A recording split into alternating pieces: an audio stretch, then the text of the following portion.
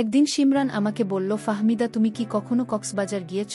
আমি হেসে বললাম, না, কখনো যাওয়ার সুযোগ হয়নি, আমার বাবা মা এত দূরে আমাকে একা যেতে দেবেন না। শিমরান তার চিরচেনা হাসি দিয়ে বলল, তাহলে চলো আমরা একটা দল করে যাব, আমার বন্ধু রাকিব আর তানিয়াও থাকবে। একটা মজার ট্রিপ হবে। আমি একটু দ্বিধা করলাম, কিন্তু তার কথায় এমন একটা উৎসাহ ছিল যে আমি রাজি হয়ে গেলাম। আমার বাবা মাকে অনেক কষ্টে বোঝালাম, আর তারা শর্ত দিয়ে বললেন, তানিয়া যদি সাথে থাকে তাহলে আমি যেতে পারি। তারপর বন্ধুরা সেখানে যাওয়ার পর যা হলো বাকিটা গল্পেই বলছি। বন্ধুরা, আশা করি তোমরা ধৈর্য ধরে আমার পুরো গল্পটি শুনবে, তাহলে নিশ্চয়ই অনেক মজা পাবে। তো চল বন্ধুরা, কথা না বাড়িয়ে মূল গল্পে চলে যাই। হ্যালো বন্ধুরা, আমি ফাহমিদা ইয়াসমিন, বাংলাদেশের একজন মেয়ে। আজ আমি তোমাদের সাথে এমন একটি গল্প শেয়ার করতে যাচ্ছি যা আমার জীবনের একটি স্মরণীয় অধ্যায়। এই গল্প শুরু হয়েছিল যখন আমি সবে পা রেখেছিলাম বিশ্ববিদ্যালয়ের মাটিতে, স্বপ্নে বিভোর একটি মেয়ে যার চোখে ছিল বাবা মায়ের গর্ব হওয়ার আকাঙ্ক্ষা আর মনে ছিল নিজের ভবিষ্যৎ গড়ার অদম্য ইচ্ছা। কিন্তু জানতাম না এই পথচলায় একটি পরিচয় আমার জীবনকে চিরতরে বদলে দেবে।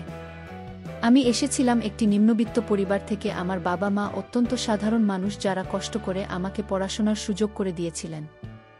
আমি ছিলাম একটি সহজ সরল মেয়ে, তবে পড়াশোনায় ভালো ছিলাম। আমার মেধা আর কঠোর পরিশ্রমের ফলে একটি পাবলিক বিশ্ববিদ্যালয়ে ভর্তির সুযোগ পেয়েছিলাম। এটি ছিল আমার জীবনের প্রথম বড় অর্জন। আমার বাবা মা আমাকে নিয়ে গর্বিত ছিলেন, আর আমি তাদের স্বপ্ন পূরণ করতে চেয়েছিলাম। বিশ্ববিদ্যালয়ের প্রথম কয়েক মাস ছিল স্বপ্নের মতো। ক্যাম্পাসের সবুজ গাছপালা, বন্ধুদের সাথে হাসি আড্ডা আর ক্লাসের পর ক্লাসে নতুন কিছু শেখার উৎসাহ আমাকে ভরিয়ে রাখত। আমি প্রতিদিন ভাবতাম, এই জায়গাটি আমার জীবনের নতুন দিগন্ত খুলে দেবে। আমার পড়াশোনা ভালোই চলছিল। আমি ছিলাম একটু লাজুক, কিন্তু সবাই আমাকে পছন্দ করত। আমার সৌন্দর্যের কথা অনেকেই বলতো, কিন্তু আমি তা নিয়ে কখনো গর্ব করিনি। একদিন দুপুরে আমি ক্যাম্পাসের একটি বড় গাছের নিচে বসে একটি বই পড়ছিলাম। শান্ত পরিবেশ, হালকা বাতাস আর বইয়ের পাতায় ডুবে থাকা আমার জন্য ছিল পরম শান্তি। হঠাৎ একটি মোটরবাইকের শব্দে আমার মনোযোগ ভাঙা।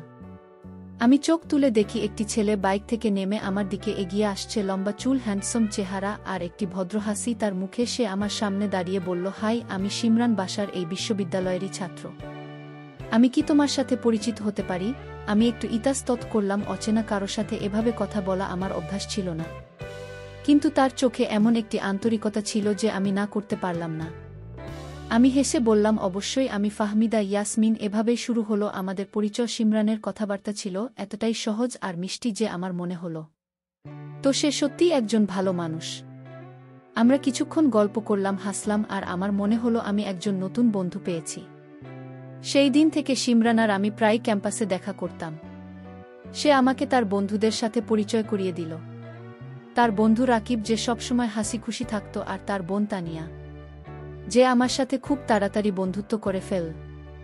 আমরা একসাথে ক্যান্টিনে আড্ডা দিতাম, ক্লাসের পর লাইব্রেরিতে পড়তে বসতাম। শিমরান আমাকে তার স্বপ্নের কথা বলত। সে একজন সফল ব্যবসায়ী হতে চায়, আর তার পরিবারের জন্য অনেক কিছু করতে চায়। আমি তার কথায় মুগ্ধ হতাম। ধীরে ধীরে আমাদের বন্ধুত্ব আরও গাঢ় হতে লাগল। শিমরান আমাকে বিভিন্ন জায়গায় নিয়ে যেতে শুরু করল। আমরা একবার একটি ঐতিহাসিক স্থানে ঘুরতে গিয়েছিলাম। সেখানে আমরা হেঁটে বেরিয়েছি, ছবি তুলেছি আর একসাথে হাসাহাসি করেছি। আমার মনে হচ্ছিল জীবনটা যেন একটা সুন্দর গল্পের পাতার রূপ নিচ্ছে। আমি জানতাম না এই আমার জীবনে পাতায় একটি ঝড় অপেক্ষা করছে। শিমরানের সাথে আমার বন্ধুত্ব ক্রমশ গভীর হচ্ছিল। আমরা প্রায় প্রতিদিনই ক্যাম্পাসে একসাথে সময় কাটাতাম। তার হাসি, তার কথাবার্তা আর তার ভদ্র ব্যবহার আমাকে মুগ্ধ করেছিল। আমি কখনো ভাবিনি যে একজন অপরিচিত ছেলের সাথে এত তাড়াতাড়ি এমন একটি বন্ধন তৈরি হতে পারে। আমার মনে হতো শিমরান আমাকে সত্যিই বোঝে, আমার স্বপ্নের কথা শুনে আর আমার ছোট ছোট আনন্দের মুহূর্তগুলোকে আরও রঙিন করে তোলে। একদিন শিমরান আমাকে বলল, ফাহমিদা, তুমি কি কখনো কক্সবাজার গিয়েছ? আমি হেসে বললাম, না, কখনো যাওয়ার সুযোগ হয়নি, আমার বাবা মা এত দূরে আমাকে একা যেতে দেবেন না। শিমরান তার চিরচেনা হাসি দিয়ে বলল, তাহলে চলো আমরা একটা দল করে যাব। আমার বন্ধু রাকিব আর তানিয়া থাকবে। একটা মজার ট্রিপ হবে। আমি একটু দ্বিধা করলাম, কিন্তু তার কথায় এমন একটা উৎসাহ ছিল যে আমি রাজি হয়ে গেলাম। আমার বাবা মাকে অনেক কষ্টে বোঝালাম, আর তারা শর্ত দিয়ে বললেন, তানিয়াজবি সাথে থাকে তাহলে আমি যেতে পারি। কক্সবাজারের সেই ট্রিপ ছিল আমার জীবনের একটি অবিস্মরণীয় অধ্যায়। সমুদ্রের ঢেউ, বালির উপর হাঁটা আর বন্ধুদের সাথে হাসি আড্ডা আমাকে যেন এক নতুন দুনিয়ায় নিয়ে গিয়েছিল। শিমরান আমার পাশে থাকত, আমাকে সমুদ্রের গল্প বলতো আর বলতো, ফাহমিদা তুমি জানো সমুদ্রের মতোই জীবন, কখনো শান্ত কখনো ঝড়ো, কিন্তু তুমি যদি ঢেউয়ের সাথে নাচতে শিখে যাও তাহলে সবকিছু সুন্দর লাগবে। তার কথাগুলো আমার মনে গেঁথে যেত। আমি ভাবতাম সে কতটা জ্ঞানী, কতটা সুন্দর করে জীবনকে দেখে। ট্রিপের একটি সন্ধ্যায় আমরা সবাই মিলে সমুদ্রের পাশে বসে গান গাইছিলাম। তানিয়া তার গিটারের সুর তুলছিল আর রাকিব মজার মজার গল্প বলছিল। শিমরান হঠাৎ আমার দিকে তাকে বলল, ফাহমিদা তুমি সত্যিই অনেক স্পেশাল, তোমার মতো মেয়ে আমি আগে কখনো দেখিনি। আমি লজ্জায় মাথা নিচু করে ফেললাম। আমার মনে হলো তার কথায় একটা আলাদা অনুভূতি আছে। সেই মুহূর্তে আমার হৃদয়ে কিছু একটা নড়ে উঠল। আমি বুঝতে পারলাম আমি শিমরানের প্রতি দুর্বল হয়ে পড়ছি। কক্সবাজার থেকে ফিরে এসে আমাদের বন্ধুত্ব আরও গভীর হল। আমরা প্রায়ই ক্যাম্পাসের বাইরে ঘুরতে যেতাম, কখনো কোনো পার্কে, কখনো নদীর ধারে, আর কখনো শহরের কোনো ছোট রেস্টুরেন্টে। শিমরান আমাকে তার পরিবারের গল্প বলতো, তার ছোটবেলার স্মৃতি শেয়ার করত। আমিও আমার গল্প বলতাম, আমার বাবা মায়ের স্ট্রং রাম, আমার স্বপ্ন আর আমার ভয়। আমার মনে হতো শিমরান আমাকে সত্যিই বোঝে। সে আমার কথা মন দিয়ে শুনত আর আমাকে সব সময় হাসাতে পারত। একদিন আমরা একটি ঐতিহাসিক স্থানে ঘুরতে গিয়েছিলাম। সেখানে একটি পুরনো দুর্গের ধ্বংসাবশেষের মাঝে বসে শিমরান আমাকে বলল, ফাহমিদা আমি যখন তোমার সাথে থাকি আমার মনে হয় আমি পৃথিবীর সবচেয়ে সুখী মানুষ। আমি তার চোখের দিকে তাকালাম। তার চোখে এমন একটা গভীরতা ছিল যে আমি নিজেকে সামলাতে পারলাম না। আমি হেসে বললাম, শিমরান তুমিও আমার জন্য অনেক কিছু। সেই মুহূর্তে আমার মনে হলো আমাদের মধ্যে শুধু বন্ধুত্ব নয়, আরও কিছু গড়ে উঠছে। কিন্তু বন্ধুরা, আমি তখনও জানতাম না যে এই সুন্দর মুহূর্তগুলো আমার জীবনে একটি বড় পরীক্ষার পথ তৈরি করছে। আমি শিমরানের উপর অন্ধের মতো ভরসা করে ফেলেছিলাম। আমার মনে হতো সে আমাকে কখনো আঘাত করবে না। কিন্তু জীবনের সত্যি অনেক সময় আমাদের স্বপ্নের চেয়ে অনেক কঠিন হয়। আমার এই ভরসা কতটা ভুল ছিল তা আমি বুঝতে পারলাম একটি দিনে, যখন আমার জগৎটা যেন উল্টে গেল। শিমরানের সাথে আমার দিনগুলো যেন একটা স্বপ্নের মতো কাটছিল। আমরা একসাথে কাটানো প্রতিটি মুহূর্ত আমার কাছে ছিল অমূল্য। তার কথাবার্তা, তার হাসি আর আমার প্রতি তার যত্ন আমাকে মনে করাতো যে আমি তার কাছে বিশেষ। আমি ধীরে ধীরে তার প্রতি গভীরভাবে আকৃষ্ট হয়ে পড়ছিলাম। আমার মনে হতো শিমরান আমার জীবনের সেই মানুষ যার সাথে আমি আমার ভবিষ্যৎ কল্পনা করতে পারি। একদিন আমরা ক্যাম্পাসের কাছে একটি ছোট নদীর ধারে বসে গল্প করছিলাম। শিমরান আমার হাত ধরে বলল, ফাহমিদা তুমি আমার জীবনে এসে সবকিছু বদলে দিয়েছ। আমি যখন তোমার সাথে থাকি আমার মনে হয় আমি নিজের সেরা সংস্করণ হতে পারি। তার কথাগুলো আমার হৃদয়ে গভীরভাবে দাগ কাট। আমি লজ্জায় মুখ নিচু করে বললাম, শিমরান তুমিও আমার জন্য অনেক কিছু। সেই মুহূর্তে আমি বুঝতে পারলাম আমি তাকে ভালোবেসে ফেলেছি। কিন্তু আমার এই ভালোবাসার মাঝেও একটা অজানা ভয় আমাকে কুরে কুরে খেত। আমি আমার বাবা মায়ের কথা ভাবতাম, তারা আমাকে কত কষ্টে বড় করেছেন, তাদের স্বপ্ন আমার পড়াশোনা আর একটি সুন্দর ভবিষ্যৎ। আমি জানতাম তারা চাইবেন আমি এমন কাউকে বেছে নিই যে আমার জীবনকে আরও সুন্দর করবে। শিমরানের প্রতি আমার ভালোবাসা বাড়লেও আমি নিশ্চিত ছিলাম না সে আমার পরিবারের কাছে গ্রহণযোগ্য হবে কিনা। একদিন তানিয়া আমাকে দেখে বলল, ফাহমিদা তুমি আর শিমরান কি শুধুই বন্ধু নাকি এর থেকে বেশি কিছু? আমি একটু অবাক হলাম। তানি আমার কাছের বন্ধু ছিল, কিন্তু তার প্রশ্নে আমি ইতস্তত করলাম। আমি হেসে বললাম, আমরা বন্ধু তানিয়া, তবে হ্যাঁ আমি তাকে অনেক পছন্দ করি। তা নিয়ে একটু গম্ভীর হয়ে বলল, শিমরান খুব ভালো ছেলে, কিন্তু তুমি একটু সাবধানে থেকো, তুমি খুব সরল ফাহমিদা। তার কথায় আমার মনে একটা খটকা লাগল, কিন্তু আমি তা উড়িয়ে দিলাম। আমি ভাবলাম তানিয়া হয়তো শুধু আমার জন্য চিন্তিত। কয়েক সপ্তাহ পর আমরা আরেকটি ট্রিপে গেলাম। এবার সিলেটের চা বাগানে। শিমরান, আমি, রাকিব, তানিয়া আর কয়েকজন বন্ধু মিলে একটি অবিস্মরণীয় সময় কাটালাম। চা বাগানের সবুজ পাহাড়, ঠান্ডা বাতাস আর আমাদের হাসি গল্পের সময় যেন উড়ে গেল। শিমরান আমার পাশে থাকত, আমার ছবি তুলত আর আমাকে বলতো, ফাহমিদা তুমি এই প্রকৃতির মাঝে আরও সুন্দর লাগছ। আমি তার কথায় লজ্জা পেতাম, কিন্তু মনে মনে খুশি হতাম। আমার মনে হতো আমি তার কাছে সত্যিই বিশেষ। কিন্তু একদিন ক্যাম্পাসে একটি ঘটনা আমার মনের শান্তি কেড়ে নিল। আমি একা ক্যাম্পাসের এক কোণে বাতাসে হাঁটছিলাম।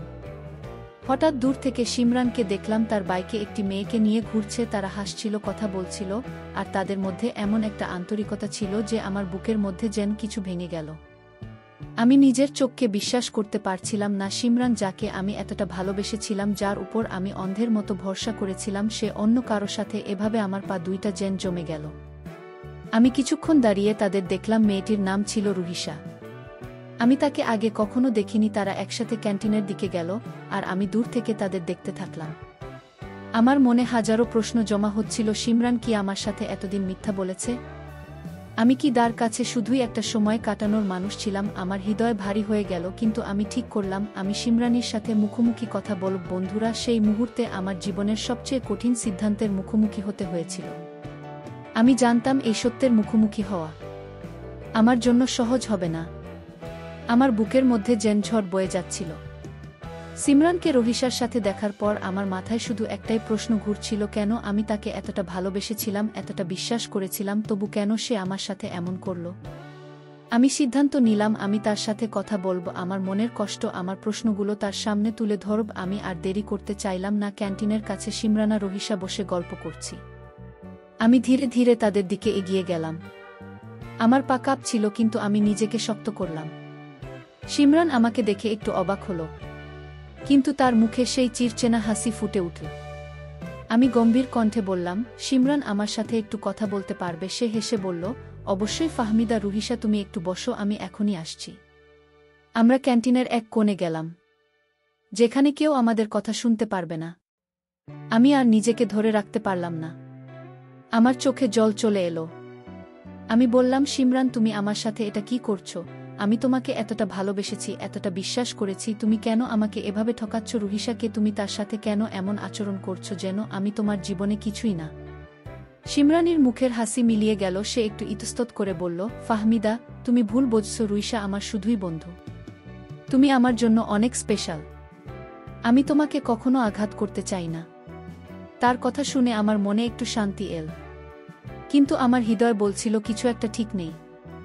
আমি বললাম, সিমরান, আমি তোমাকে বিশ্বাস করতে চাই, কিন্তু তুমি যদি আমার সাথে সৎ হও তাহলে আমাকে সত্যি বলো। সে গম্ভীর হয়ে বলল, আমি তোমাকে কখনো মিথ্যে বলিনি। রুহিসা আমার একজন পুরনো বন্ধু। আমরা শুধু ঘুরতে গিয়েছিলাম। তুমি প্লিজ আমাকে ভুল বুঝো না। আমি কিছু না বলে চলে এলাম, কিন্তু আমার মনের কষ্ট কম ছিল না। পরদিন আমি তানিয়ার সাথে দেখা করলাম, তাকে সব খুলে বললাম। তানিয়া চুপ করে আমার কথা শুনো। তারপর বলল, ফাহমিদা, আমি তোমাকে আগেই বলেছিলাম সাবধানে থাকতে। সিমরান খুব চালাক ছেলে, সে সবাইকে খুশি রাখতে জানে। আমি বলছি না যে সে মিথ্যে বলছে, কিন্তু তুমি নিজের মনের কথা শোনো। তানিয়ার কথা আমার মনে দাগ কাটল। আমি ভাবতে লাগলাম, আমি কি সিমরানের উপর বেশি ভরসা করে ফেলেছি? কয়েকদিন পর আমি আবার সিমরানের সাথে দেখা করলাম। সে আমার সাথে আগের মতোই হাসি খুশি ছিল। আমরা ক্যাম্পাসের এক কোণে বসে গল্প করছিলাম। আমি তাকে জিজ্ঞেস করলাম, সিমরান, তুমি আমার সাথে কতটা সিরিয়াস? সে আমার হাত ধরে বলল, ফাহমিদা, তুমি আমার জীবনের সবচেয়ে গুরুত্বপূর্ণ মানুষ। আমি তোমাকে কখনো হারাতে চাই না। তার কথায় আমার মন গল, কিন্তু আমার ভেতরে একটা অস্বস্তি রয়ে গেল। একদিন আমি লাইব্রেরিতে বসে পড়ছিলাম। হঠাৎ একটি মেয়ে আমার কাছে এসে বলল, তুমি ফাহমিদা, তাই না? আমি রুহিসা, আমি সিমরানের বন্ধু। আমি অবাক হয়ে তার দিকে তাকালাম। সে বলল, সিমরান আমার কথা তোমাকে বলেছে, তাই না? আমরা ছোটবেলা থেকে বন্ধু। আমি জানি তুমি আর সিমরান খুব কাছাকাছি। আমি শুধু বলতে চাই, সিমরান ভালো ছেলে, কিন্তু সে একটু বেশি ফ্রেন্ডলি। তুমি বুঝতে পারছো নিশ্চয়ই? আমি কিছু বলতে পারলাম না। আমার মনে হলো রুহিসা আমাকে কিছু বোঝাতে চাইছে। আমি সেদিন বাসায় ফিরে অনেক ভাবলাম, সিমরানির কথা, রুহিসার কথা, তানিয়ার সতর্কবাণী। আমার মাথায় ঘুরছিল। আমি সিদ্ধান্ত নিলাম, আমি সিমরানের সাথে আরও খোলামেলা কথা বলবো। আমি জানতে চাই তার মনে আসলে কি চলছে, কিন্তু আমি জানতাম না এই সিদ্ধান্ত আমার জীবনের সবচেয়ে বড় ধাক্কার দিকে আমাকে নিয়ে যাচ্ছে। রুহিসার কথাগুলো আমার মনে ঝড় তুলে দিয়েছিল। আমি আর ভাবতে পারছিলাম না। সিমরানের প্রতি আমার ভালোবাসা আর বিশ্বাসের সাথে সাথে একটা অজানা ভয় আমাকে কুরে কুরে খাচ্ছিল। আমি ঠিক করলাম, আমি সিমরানের সাথে খোলামেলা কথা বলবো। আমার মনের সব প্রশ্ন, সব সন্দেহ আমি তার সামনে তুলে ধরব। আমি আর অপেক্ষা করতে পারছিলাম না। পরদিন ক্যাম্পাসে সিমরানের সাথে দেখা হলো। সে আমাকে দেখে তার স্বাভাবিক হাসি দিয়ে বলল, ফাহমিদা, কেমন আছো? অনেকদিন পর তোমাকে এমন গম্ভীর দেখছি। আমি হাসতে চেষ্টা করলাম কিন্তু আমার মুখের হাসি ম্লান ছিল। আমি বললাম, সিমরান, আমার তোমার সাথে কিছু গুরুত্বপূর্ণ কথা আছে। আমরা কোথাও শান্ত জায়গায় বসতে পারি? সে একটু অবাক হল, কিন্তু রাজি হয়ে বলল, চলো ক্যাম্পাসের পুকুর পাড়ে বসি। আমরা পুকুরের ধারে একটি বেঞ্চে বসলাম। আমি গভীর শ্বাস নিয়ে বললাম, সিমরান, আমি তোমাকে অনেক ভালোবাসি। তুমি আমার জীবনে এসে আমার দিনগুলোকে রঙিন করে দিয়েছ। কিন্তু আমার মনে কিছু প্রশ্ন ঘুরছে। রুহিসার সাথে তোমার সম্পর্কটা কি? তুমি কেন আমাকে তার কথা আগে বলনি? সিমরান একটু চুপ করে রইল। তারপর বলল, ফাহমিদা, আমি তো তোমাকে বলেছি রুহিসা আমার পুরনো বন্ধু। আমরা কেবল একসাথে ঘুরেছি। তুমি কেন এত চিন্তা করছো? আমি তার চোখের দিকে তাকান। তার চোখে কিছু একটা লুকানো ছিল যা আমার মনকে আরও অস্থির করে তোল। আমি বললাম, সিমরান, আমি তোমাকে বিশ্বাস করতে চাই, কিন্তু আমার মনে হচ্ছে তুমি আমার সাথে পুরোপুরি স্বপ্ন। রুহিসা আমাকে বলেছে তোমরা অনেক দিনের বন্ধু, তাহলে তুমি কেন আমাকে তার কথা এড়িয়ে গেছ? সিমরান একটু বিরক্ত হয়ে বলল, ফাহমিদা, তুমি কি আমার উপর সন্দেহ করছো? আমি তোমাকে ভালোবাসি রুহি সাহা, আমার জীবনে কিছুই না। তুমি প্লিজ এসব নিয়ে ভাবো না। তার কথাগুলো আমার মনকে শান্ত করল না। আমি বললাম, সিমরান, আমি শুধু সত্যটা জানতে চাই। আমি তোমাকে এতটা ভালোবাসি। আমি চাই না আমাদের মধ্যে কোনো মিথ্যে থাকুক। সে হঠাৎ হেসে বলল, আরে ফাহমিদা, তুমি খুব বেশি সিরিয়াস হয়ে যাচ্ছ। আমি তোমার সাথে আছি, এটাই কি যথেষ্ট নয়? তারই হালকা কথায় আমার মন আরও ভারী হয়ে গেল। আমি বুঝতে পারলাম সে আমার প্রশ্নের সরাসরি উত্তর দিচ্ছে না। কয়েকদিন পর আমি তানিয়ার সাথে আবার দেখা করলাম। আমি তাকে সব খুলে বললাম। তানিয়া আমার কথা মন দিয়ে শুনে বলল, ফাহমিদা, আমি তোমাকে আগেই বলেছিলাম সিমরানের কথার উপর পুরোপুরি ভরসা করা ঠিক নয়। আমি শুনেছি সে আরও কয়েকজন মেয়ের সাথে এমনই বন্ধুত্বের নামে ঘনিষ্ঠ আচরণ করে। তুমি নিজের জন্য ভাবো, তুমি এতটা সরল, তুমি এমন কাউকে পাওয়ার যোগ্য যে তোমাকে সত্যি মূল্য দেবে? ধানিয়ার কথা আমার মনে আগুন জ্বালিয়ে দিল। আমি ভাবতে লাগলাম, আমি কি সত্যিই সিমরানকে ভুল বুঝেছি? একদিন আমি ক্যাম্পাসে একা বসেছিলাম। হঠাৎ আমার পাশে এসে বসল রাকিব। সে বলল, ফাহমিদা, তুমি ঠিক আছো? অনেক চিন্তিত মনে হচ্ছে। আমি তাকে সিমরানের কথা বললাম। রাকিব চুপ করে শুনল, তারপর বলল, দেখো সিমরান আমার বন্ধু, কিন্তু আমি তার সব ব্যাপারে একমত নই। সে মেয়েদের সাথে একটু বেশি ফ্রেন্ডলি হয়ে যায়। তুমি নিজের মনের কথা শোনো। রাকিবের কথা আমার সন্দেহকে আরও বাড়িয়ে দিল। আমি সিদ্ধান্ত নিলাম আমি সিমরানের সাথে শেষবারের মতো কথা বলবো। আমি জানতে চাই তার মনে আসলে কি আছে, কিন্তু আমি জানতাম না এই সিদ্ধান্ত আমার জীবনের সবচেয়ে বড় সত্যের মুখোমুখি করাবে। বন্ধুরা, আমার জীবনের এই মুহূর্তে আমি একটি কঠিন সত্যের দিকে এগিয়ে যাচ্ছিলাম। আমার মনের মধ্যে একটা ঝড় চলছিল। সিমরানের কথা, রুহিসার সাক্ষাৎ আর তানিয়া ও রাকিবের সতর্কবাণী আমাকে আরও অস্থির করে তুলছিল। আমি বুঝতে পারছিলাম আমার বিশ্বাসের ভিত কাঁপছে। তবু আমি সিমরানকে একটি শেষ সুযোগ দিতে চাইলাম। আমি ঠিক করলাম আমি তার সাথে সরাসরি কথা বলব এবং তার মুখ থেকে সত্যটা জানব। একদিন সন্ধ্যায় আমি সিমরানকে ক্যাম্পাসে একটি শান্ত কোণে ডাকলাম। সে এল, তার মুখে সেই চিরচেনা হাসি, কিন্তু আমার মন ভারী ছিল। আমি সরাসরি বললাম, সিমরান, আমি আর কোনো গোপনীয়তা চাই না। আমি জানতে চাই আমাদের সম্পর্কটা তোমার কাছে কি? তুমি কি আমাকে সত্যি ভালোবাসো নাকি আমি তোমার কাছে শুধু একটা সময় কাটানোর মানুষ? সিমরানে একটু চুপ করে রইল। তারপর বলো, ফাহমিদা, তুমি কেন এত সন্দেহ করছো? আমি তোমাকে ভালোবাসি, তুমি আমার জন্য অনেক গুরুত্বপূর্ণ। কিন্তু তার কথায় আমার মন শান্ত হলো না। আমি বললাম, আমি শুনেছি তুমি আরও অনেক মেয়ের সাথে এমনই বন্ধুত্বের নামে কাছাকাছি হয়েছ। রুহিসার সাথে তোমার সম্পর্ক কি? আমাকে সত্যি বলো। সিমরানের মুখে এবার একটা বিরক্তির ছায়া পড়ল। সে বলল, ফাহমিদা, তুমি কি আমাকে অপমান করতে চাইছো? আমি তোমাকে বারবার বলেছি রুহিসা আমার বন্ধু। তুমি যদি আমাকে বিশ্বাস না করো তাহলে আমাদের সম্পর্কে মনে হয় না? তার কথার সুরে আমার বুক কেঁপে উঠল। আমি বললাম, সিমরান, আমি শুধু সত্যটা জানতে চাই। আমি তোমাকে এতটা ভালোবেসেছি, আমি এই মিথ্যার জালে আর থাকতে চাই না। হঠাৎ সিমরানের কণ্ঠে একটা ঠান্ডা ভাব এল। সে বলল, ঠিক আছে ভাবিদা, তুমি যদি এতই জানতে চাও তাহলে শোনো। আমি তোমার সাথে সময় কাটিয়েছি কারণ তুমি আমার কাছে মজার ছিলে। তুমি সুন্দর, সরল, আর তোমার সাথে থাকলে আমার ভালো লাগতো। কিন্তু এটা কোনো সিরিয়াস সম্পর্ক নয়। তুমি এতটা সিরিয়াস হয়ে গেছো, এটা আমার কাছে বিরক্তিকর। তার কথাগুলো আমার বুকে ছুরির মতো বেঁধল।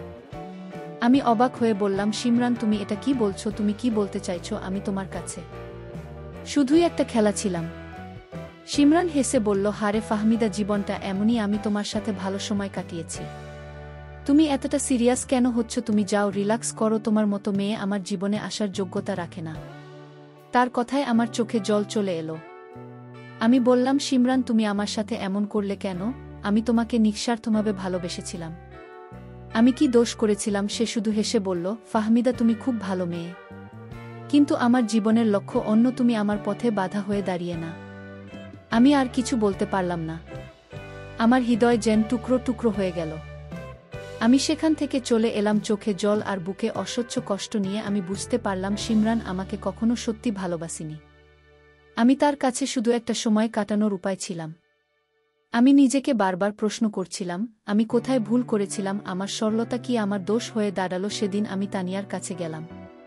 আমি তাকে সব বললাম। তানিয়া আমাকে জড়িয়ে ধরে বলল, ফাহমিদা, তুমি কোনো ভুল করনি। শিমরানের মতো মানুষেরা নিজেদের স্বার্থের জন্য অন্যের জীবন নিয়ে খেলা করে। তুমি এটা থেকে শিক্ষা নাও আর নিজেকে শক্ত করো। আমি কাঁদতে কাঁদতে বললাম, তানিয়া, আমি তাকে এতটা ভালোবেসেছিলাম। আমি কিভাবে কষ্ট ভুলব? তানিয়া বলল, সময় তোমাকে সব ভুলিয়ে দেবে। তুমি এখন নিজের জন্য বাঁচো। বন্ধুরা, আমার জীবনের সেই মুহূর্ত ছিল আমার সবচেয়ে কঠিন সময়। আমি ভেঙে পড়েছিলাম, কিন্তু আমি ঠিক করলাম, আমি এই কষ্টের কাছে হার মানব না। সিমরানের কথাগুলো আমার হৃদয়ে গভীর ক্ষত তৈরি করেছিল।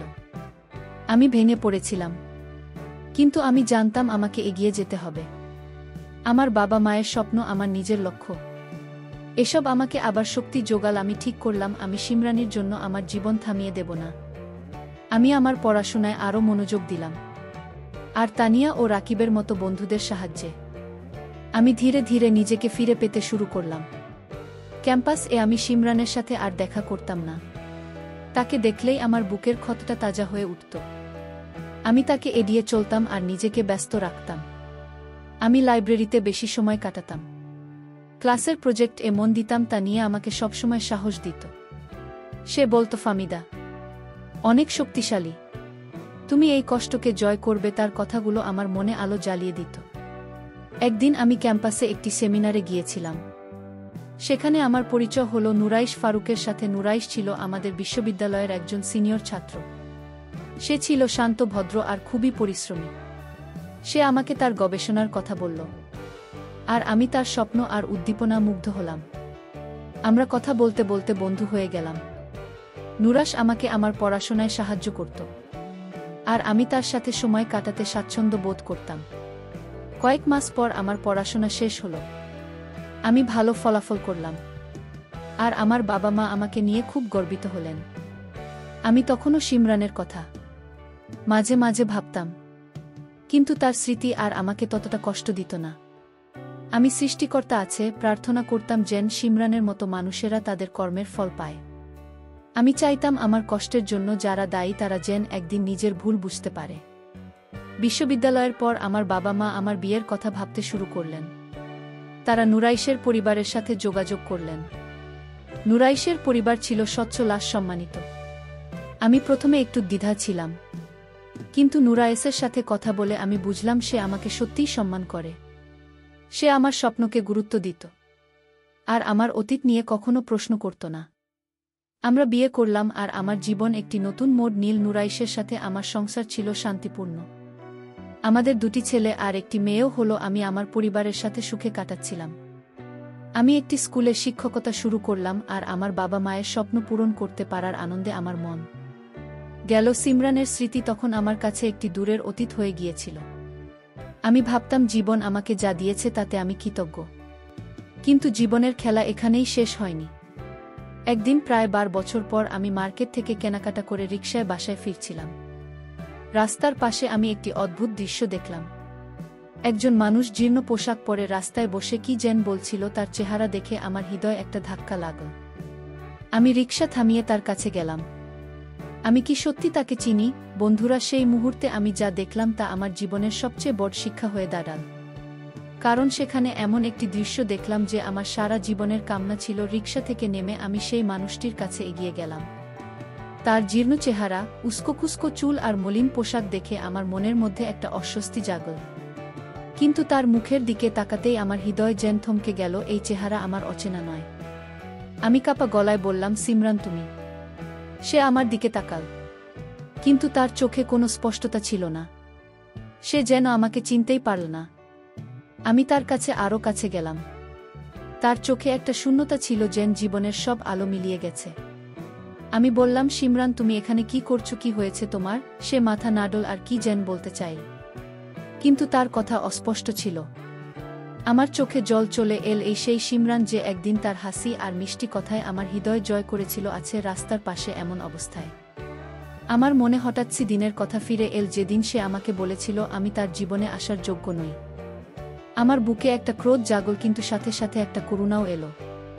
আমি তাকে বললাম, শিমরান, কোথায় গেল তোমার সেই অহংকার? কোথায় গেল তোমার সেই মিষ্টি কথার সুন্দর চেহারা? তুমি আমার সাথে যা করেছিলে, তুমি কি ভেবেছিলে তুমি সব সময় এভাবে অন্যের জীবন নিয়ে খেলতে পারবে? সে কিছু বলল না, শুধু মাথা নিচু করে রইল।